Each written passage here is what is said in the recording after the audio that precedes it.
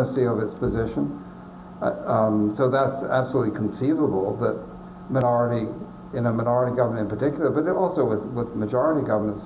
Mr. Trudeau had a majority in 1980, but he still wanted the NDP's support as he was going into trying to repatriate the Constitution. So it would be prudent.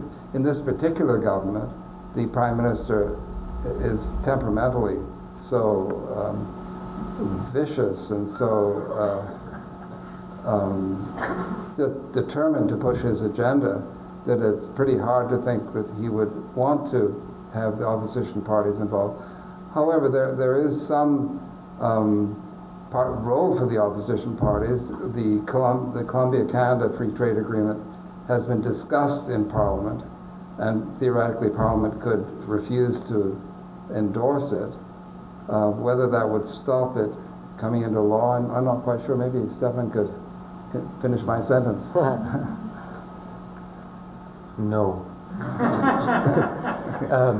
I can try to also continue answering your question. I would answer your question by pointing to two pieces of legislation, one Canadian and one American. Canada, the Kyoto Protocol Implementation Act. And in the United States, the Bilateral Trade Authority Promotion Act of 2002. The KPIA was a piece of legislation pushed through the minority parliament by the opposition parties. It was a private member's bill, and it required the government to develop and publish a plan for how it was going to comply with the Kyoto Protocol obligation of reducing greenhouse gases to 6% below 1990 levels by the commitment period of 2008-2012. It also required, in no uncertain terms, absolutely clear terms, it required the government to publish draft regulations to implement the plan by a set deadline and final regulations by another set deadline. What did the government do in response to this? To me, illustrates the possibility for a minority government to hold the federal government, to hold an intransigent federal government to account for these sorts of things. They can't do very much because it was a very clearly drafted and very short piece of legislation which was written in mandatory terms.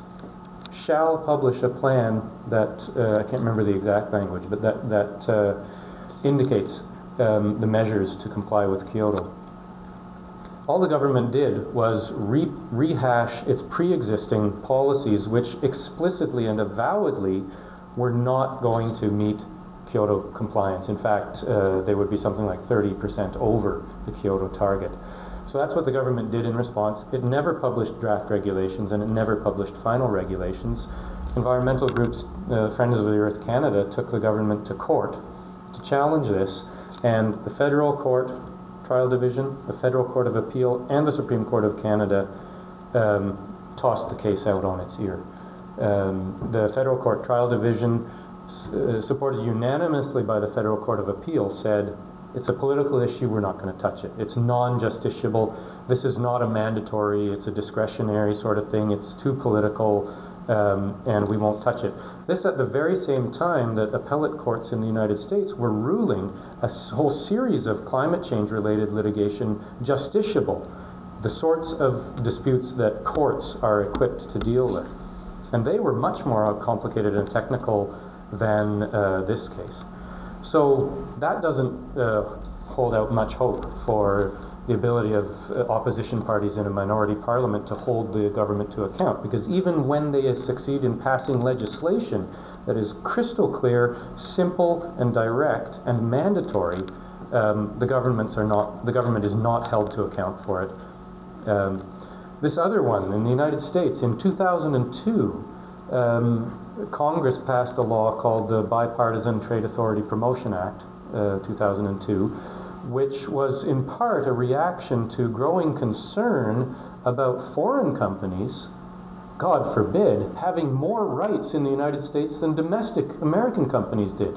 In fact, the exact agenda that American companies and American governments had been pushing abroad for a century.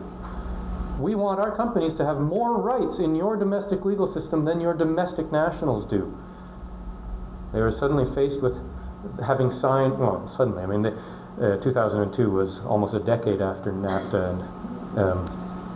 and in any case, They said, well, wait a minute, this may not be such a great idea after all. And so the legislation says that the United States may not sign any new trade agreements that give foreign companies more rights in the American legal system than American companies have. And it also resulted in a change to the model BITs, bilateral investment treaties, to say that when a government passes legislation or takes another measure to pursue legitimate public welfare objectives, such as environment, safety, public health, such a measure shall not be considered an expropriation of an investor's assets unless, I can't remember the exact language, but in light of all the circumstances, it could only have been done in bad faith with intent to discriminate against that investor. A lot of these Chapter 11 cases say, you know, this regulation that restricts pollution or labor practices is an expropriation of my investment. And so this was aimed at the more extreme versions of those claims. Since then, the American BITs have all included such a clause, and Canada has put it in its FIPA, the Foreign Investment Protection Agreement. No, not the Act, but the model treaties. And so the Canada-Peru Treaty contains such a provision. But that had nothing to do with a minority parliament. Yeah. I just want to say, I mean, 2 weeks ago, David Schneiderman was here, and he was confident that the opposition parties, you know, by statute or whatever, they could force, they could take away some of these prerogative powers of the Prime Minister. And so the question is, what is your opinion of that? I mean, like, what do you, if you think that in this particular case... My opinion is that I would defer to David.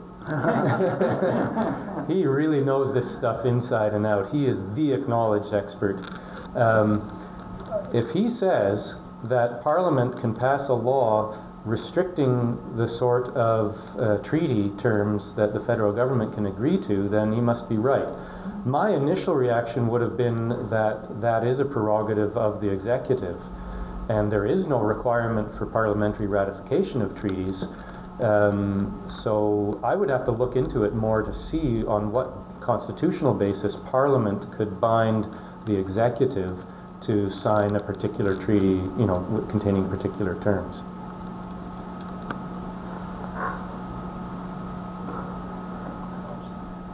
Pass on the conch shell to the back there. So I'm sure you guys are familiar with that. The Anti-Counterfeiting and Trade Agreement? The Anti-Counterfeiting and Trade Agreement. Yeah. Of course. So this is a piece of legislation that's being drafted at the international level, and essentially there's no citizen or consumer representation at that level, and they're selling it to every government as saying that it's an international agreement that won't necessitate you making any changes to your existing legislation.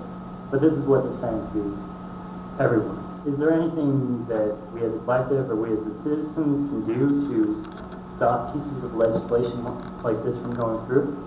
Our existing counterpart, intellectual property laws at an international level seem to be based on having done this before, and they seem to be becoming more and more repressive. You know, I have to say that I am not familiar with those negotiations or that agreement. But it certainly is not unusual for that sort of thing. I imagine what they're doing is they're selling it as a technical sort of financial regulation idea, counterfeiting being aimed mainly at currency. Is that it, or is it aimed at other products too? In the recent tradition of Patriot Act and others of its ilk, it's not really aimed at what it is. It's